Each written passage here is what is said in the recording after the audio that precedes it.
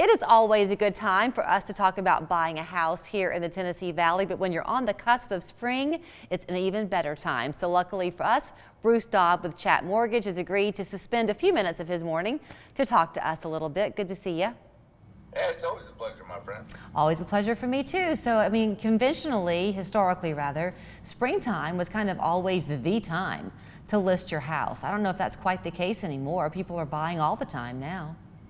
Well, people do, but I think there's a lot of people that think that the spring, for a number of reasons. One is, let's face it, we live in a really pretty place in the spring. Yeah. Really pretty. And so most places look a little prettier, when you've got the spring flowers and everything's green and all that. So, yeah.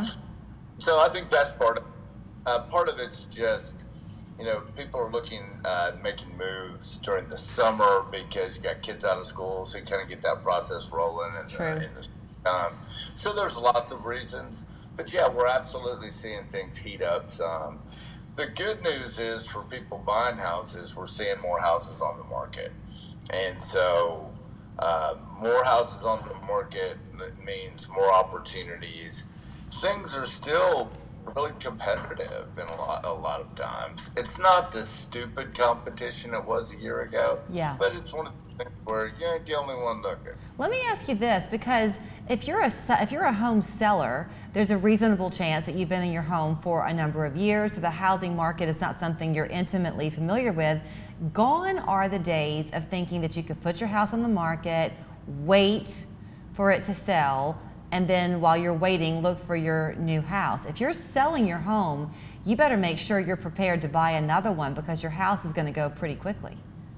Yeah, typically it will. Now, as a seller, you do have a hot commodity. You got a house. And so sometimes you can control the closing date. You can push it a little further out to give yourself some time to find a house. But I think if you're selling a house, you definitely want to make sure that you got no issues that are going to keep you from buying the next one. I've seen people who thought they had no issues and had some data corruption issue on credit reports where they had a bunch of incorrect information, and we got it fixed, but time thing. So if you're thinking about selling a house, I think it's, even though you say, hey, I've got a bunch of equity, I know my credit's good, I'd still get myself ready to go, just to make something isn't weird in the credit ether out there someplace. The fact that you and I are talking and it's the cusp of tax season, some people, if they're lucky enough to get money back, might be beginning to see that return come in. If you do have some things hanging out there that are affecting your credit, that's a good way to use that money, right? To pay those things off? It is. Sometimes, though, I would tell folks is that, paying small amounts on credit cards sometimes can benefit credit scores. Sometimes it's not that big of a deal. Sometimes you'd be better off holding on a little bit of cash. So I think it's a good idea to marshal your resources and then use those resources intentionally, appropriately. So if buying a house is something you want to do, and before you just go willy-nilly paying stuff off, I think it's a better time to look then to say, hey, is that necessary? Or is that cash that I could add to my war chest, is that going to be more impactful?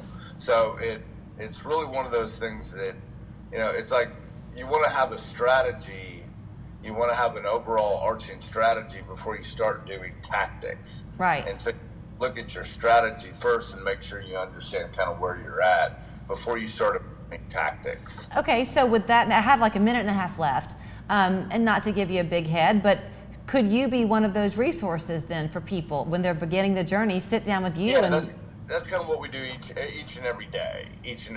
So, the best way to approach the housing market is with your eyes wide open from a financial standpoint.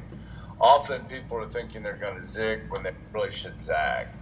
And so very often we're talking to somebody about they were thinking that they had to do a transaction one way and they just wondered where there were some other options.